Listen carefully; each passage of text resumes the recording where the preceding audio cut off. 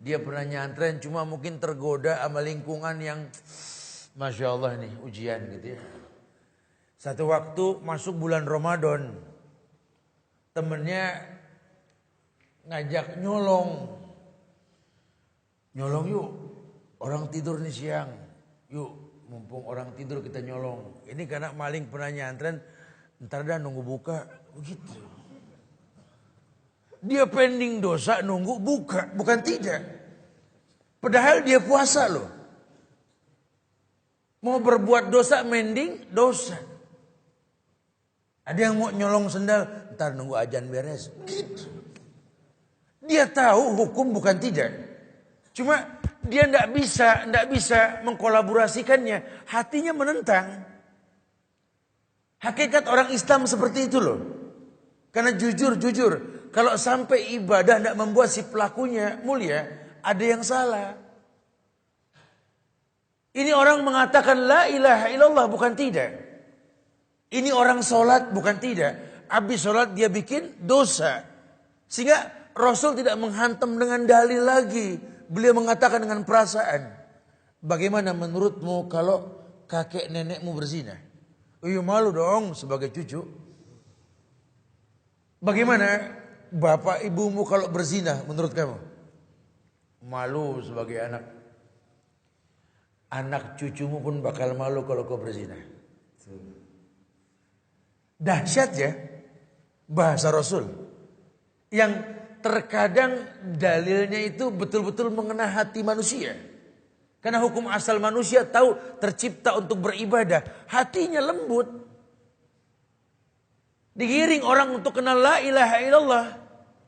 Ada sebuah hadis riwayat At-Tirmizi ketika Rasul menegaskan yang namanya orang beriman pasti berbuat dosa. Ma min abdi mu'min illa walahu dzambun ya'taduh. Alfaina ba'dal faina aw dzambun huwa muqimun alaih la yufarriqu hatta yufarriqud dunya. Innal mu'mina khuliqa muftanan tawwaban nasiyan. Idza dzukira dzakara. Masya Allah. Ma min abdi mu'min illa walahu dzambun ya'tadu. Tidaklah setiap orang yang beriman, kata Rasul, pasti melakukan dosa yang diulang-ulang. Dzambun ya'tadu. Orang beriman mengulang dosa. Rasul yang ngomong. Makanya nggak ada istilah kata orang maksum di atas agama ini. Kecuali para nabi, Rasul yang Allah maksumkan. Orang nggak ada yang maksum. Walaupun namanya si maksum. Betul? Nggak ngaruh. Illa walahu dzambun ya'tadu. Dia akan mengulang dosa. Alfaina ba'dal faina. Alfain ya akhi. Sudah bukan alfun, alfain. Ribuan kali diulang. Dia mengulang dosa. Ribuan kali diulang. Au dzambun ya'tadu. Au dzambun muqimun alaih. Atau dosa yang dia ciptakan.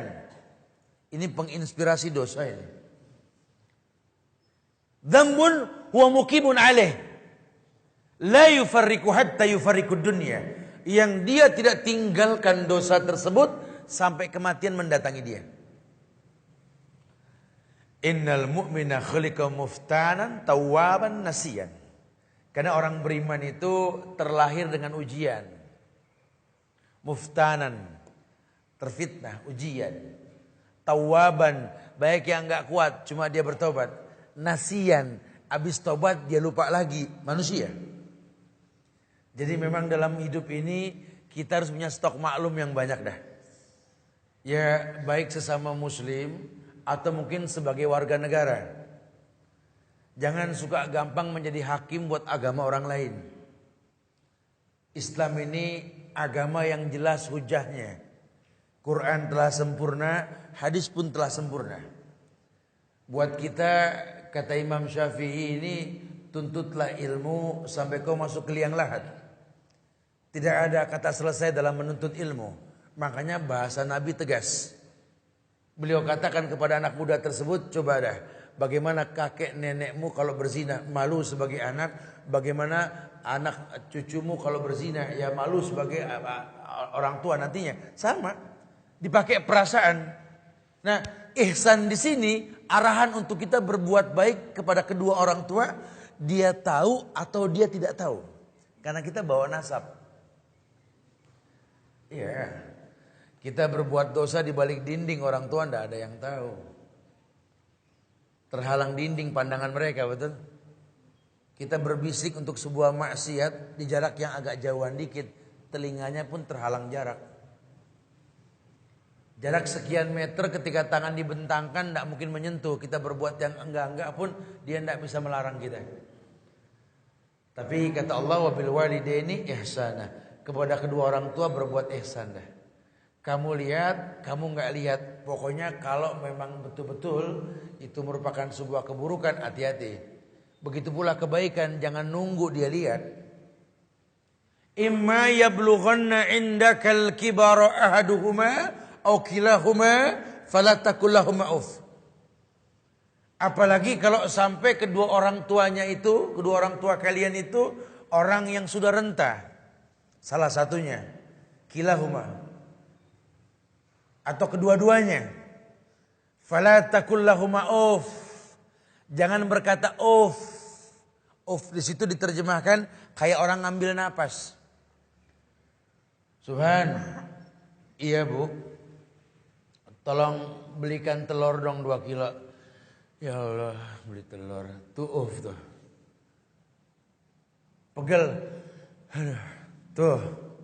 Apalagi cih, cuh gitu ya. Oh, boleh enggak boleh itu di Islam. Orang tua kalau sudah manggil sami'na wa ata'na. Tidak ada kata tidak kalau orang tua sudah mengatakan sesuatu yang baik.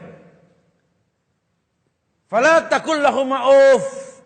Jangan berkata uff. Jangan berkata jangan berkata cih.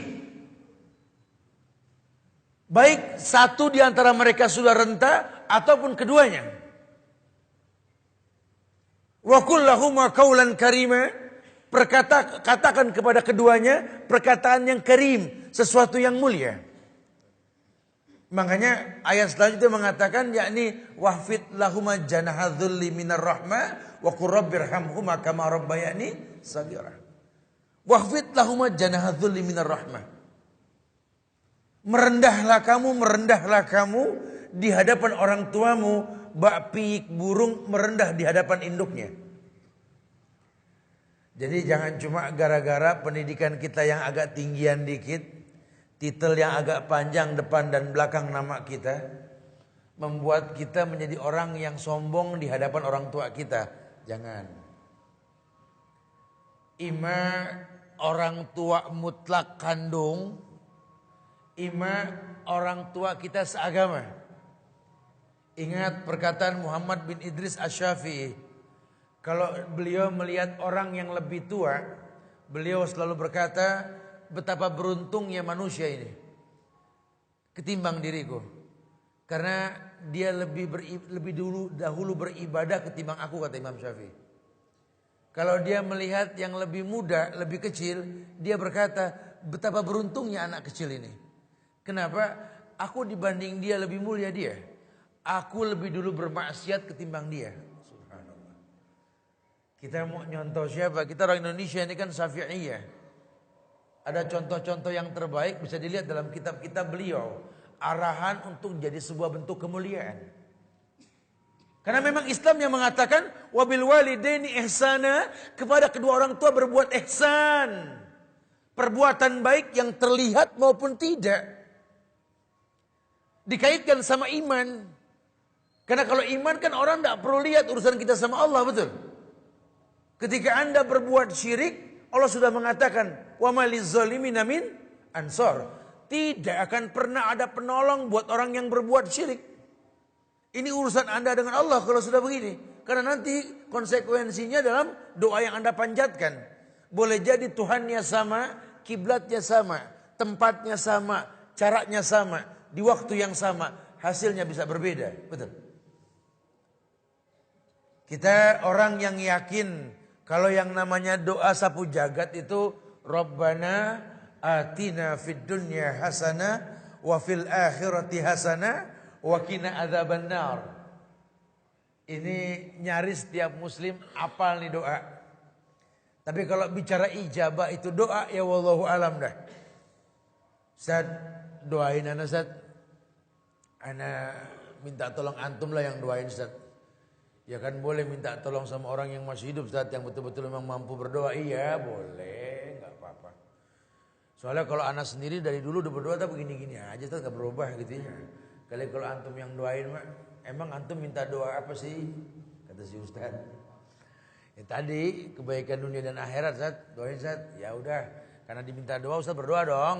Rabbana atina fid dunya hasanah wa fil akhirati hasanah wa qina adzabannar.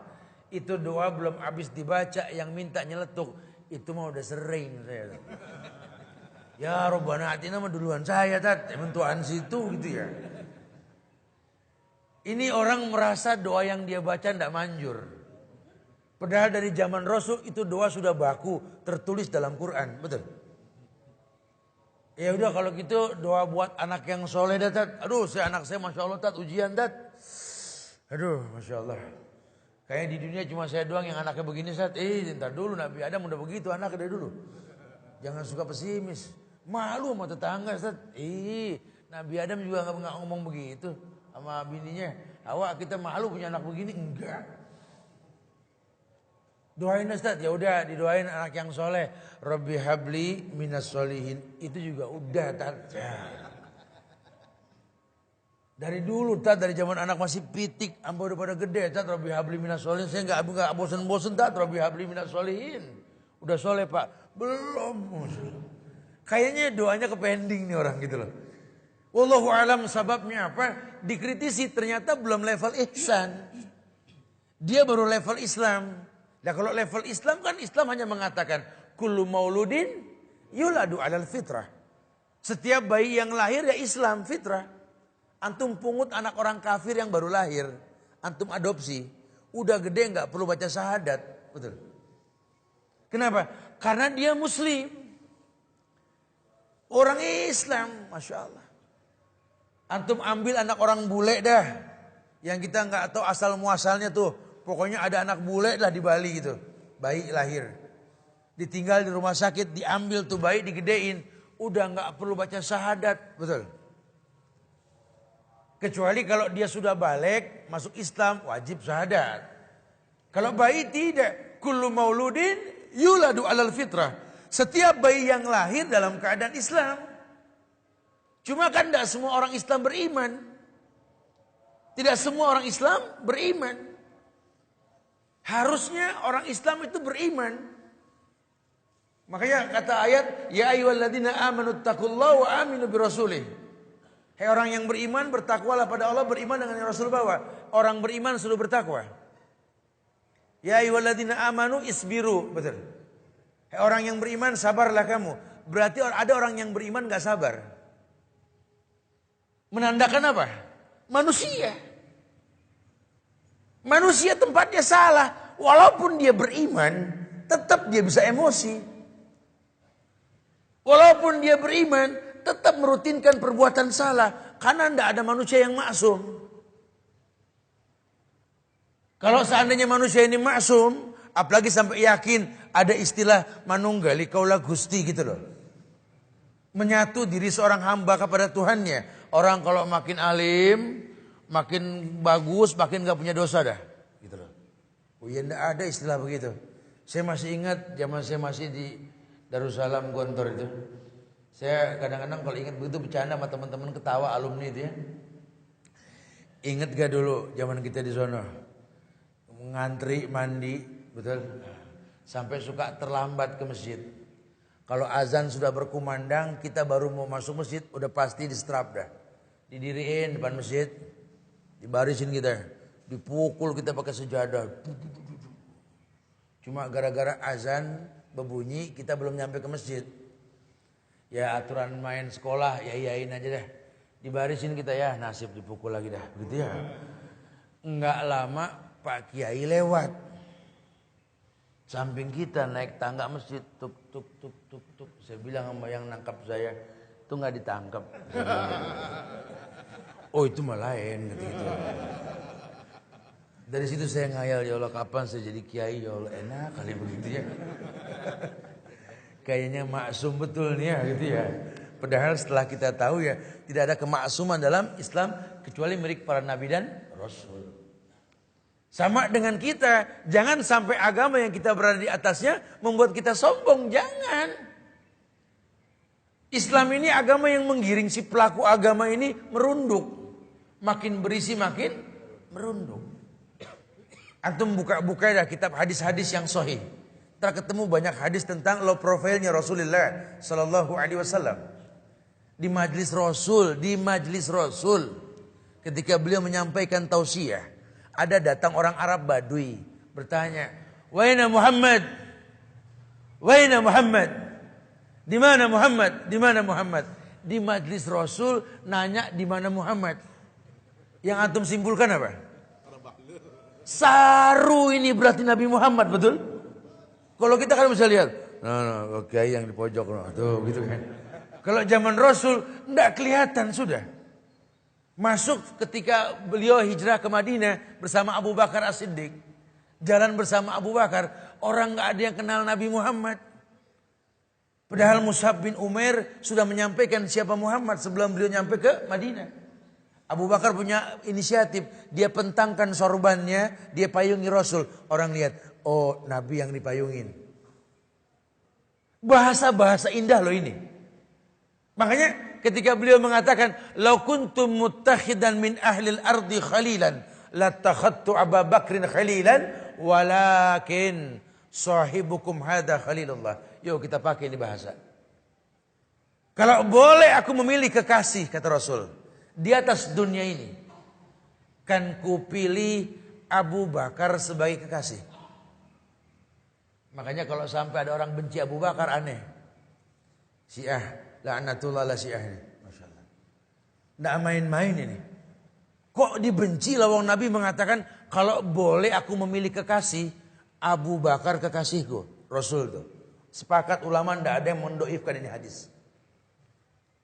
Walakin sahibukum hadha khalilullah. Cuma sayang kata Rasul, sahibukum hadha. Beliau copot gelar kerasulannya dengan kalimat, tetapi sahabat kalian ini, kata Rasul. Dakwah dengan bahasa persahabatan. Di mana yang muda menghormati yang tua dengan kekurangan yang dimilikinya. Di mana yang tua mencintai, mengayomi yang muda dengan sekian banyak kehilafannya. Masing-masing sadar bahwa manusia ini tidak ada yang sempurna. Apalagi kalau bicara agama, kita tidak bisa pakai bahasa menurut saya. Ya menurut saya, siapa saya? Kalau pendapat saya, siapa Anda? Sudahlah, jangan seperti orang liberal yang bisa mengotak-ngatik agama. Ya Quran sih memang penting. Cuma Quran aja yang tidak cukup lah. Kita harus ada opini dan pendapat. Subhanallah. Buat apa ada ayat yang mengatakan dzalikal kitabu la raiba fihi hudan lil muttaqin. Ini pencipta manusia kasih buku panduan. Hei manusia, pegang di buku la raiba fihi. Tidak ada siroy di dalamnya. Tidak ada keraguan. Hudan lil muttaqin. Ini petunjuk buat orang yang bertakwa. Enggak semua orang tertunjuki. Makanya setiap orang harus bisa ditunjuki. Caranya bagaimana? Jadi orang yang bertakwa. Gimana jadi orang yang bertakwa? Ketika ibadah mencapai tingkat kebenaran. La'allakum tattaqun. Agar kalian bertakwa. Nah, bicara ibadah yang utama setelah tauhid tadi apa? Wabil walidaini ihsana. Buat apa hafal Quran? Buat apa hafal sunnah? Buat apa senang bersedekah? Buat apa dipandang mulia sama manusia? Kalau sama orang tua kita nggak akur. Sholat. Waduh, kalau dia sholat betul-betul seakan-akan menyatu antara dirinya dengan Tuhannya. Ustaz. Allahu Akbar. Sama orang tua berantem. Allahu Akbar. Sama mertua gak ngomong udah 2 minggu. Allahu Akbar. Sama tetangga gak kenal. Allahu Akbar. Gak demen sama tamu. At-tahiyat gitu ya, kayak yang betul ya. Dia tahiyat. Sampai selesai. Kerjaannya mencaci maki pemerintah. Padahal ada hadis yang mengatakan syibabul muslim fusuk wa qitaluhu kufrun. Mencaci maki orang Islam dari pinggir jalan fasik, membunuhnya kafir. Mau diputar kemana nih dalil? Dahsyatnya Islam. Kita disuruh berbuat baik. Ibadah yang paling dekat di orang tua. Karena ada kaitannya ridallah fi ridal walidain wa sukhtullah pun fi sukhtil walidain. Ridhonya Allah ada di ridho orang tua, murkanya pun sama. Ini kelebihan Uwais Al-Qarni ini. Yang orangnya belum hidup zaman sahabat, Nabi pernah mengatakan, nanti ketika kau menaklukkan Syam wahai Umar bin Al-Khattab, berdoa, mintalah doanya Uwais Al-Qarni. Siapa Uwais ya Rasulullah? Belum ada orangnya. Kenapa orang selevel Umar yang dijanjikan sorga dengan istana emas? Umar fil jannah, Umar di sorga kata Rasul. Suruh minta doa seorang pemuda yang bukan siapa-siapa, ndak hidup lagi zaman Rasul. Apa kelebihan si Uwais Al-Qarni? Padahal ndak ada satu ulama pun yang bilang Uwais itu penghafal Quran, Uwais itu orang yang betul-betul mengerti agama, pengisnad hadis, riwayat dan lain sebagainya. Tidak. Cuma kelebihan Uwais itu meletakkan posisi di tempat yang benar. Anak mencintai orang tua, berbakti kepadanya. Dia letakkan orang tua di atas kepalanya. Dia letakkan orang tua di atas kepalanya. Sehingga ulama mengatakan kalau Uwais Al-Qarni mengangkat tangan ke langit ketika berdoa. Karena memang sunnah berdoa mengangkat tangan. Itu langit bergetar. Tidaklah turun tangan Uwais kecuali bersama ijabah doa yang dia minta. Dia bukan penghafal hadis. Dia bukan penghafal Quran. Dia bukan ulama. Dia tidak selevel dengan Hasan Basri, dengan Muhammad bin Idris Asy-Syafi'i, dengan Ahmad bin Hanbal, dengan Abu Hanifah, Imam Malik. La. Ini dahsyatnya Islam. Inna akramakum indallahi atqakum. Yang paling mulia di antara kalian yang paling bertakwa. Dan orang yang paling bertakwa yang kedua setelah dia mentauhidkan Allah, orang yang wabil walidaini ihsan. Kepada kedua orang tua berbuat ihsan. Ima orang tua langsung mutlak wajib. Atau orang yang memang lebih tua. Guru-guru kita yang mungkin sekarang ilmu kita tidak sebanding ilmu beliau. Tapi harus akui loh. Ini alif ba ta yang kita belajar dulu membuat kita bisa buka Quran loh. Ini alif ba ta yang diajarkan membuat kita mengerti bahwa indahnya Islam dengan alif ba ta tersebut. Anda yang sudah punya kelebihan, tolonglah sekali-kali temuilah guru-guru kalian. Bikin bahagia hati mereka. Assalamualaikum Ustaz. Waalaikumsalam. Udah tua ceritain Ustaz itu ya. Masih kenal kah Ustaz sama saya Ustaz? Siapa ya? Kan gitu ya.